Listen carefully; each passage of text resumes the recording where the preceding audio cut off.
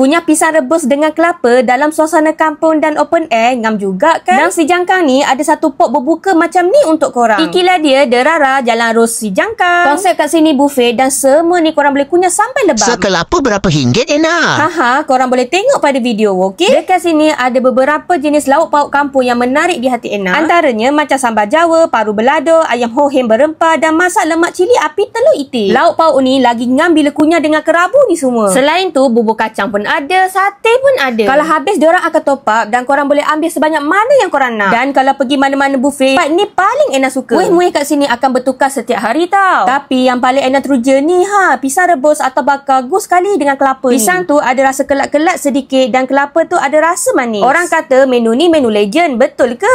Jap, live station pun ada juga. Yang sebelah sini stall kami bakar, korang boleh ambil sebanyak mana yang korang nak. Yang sebelah sini ada aglio olio resepi chef Derara ni. Yes, Ena repeat lagi sekali, all you can eat sampai kau sendiri dah bosan. So, mana nak berbuka dalam suasana santai, open air macam ni, yuk mampir nang kene. Toilet pun ada, surau pun disediakan. Memang marem weh.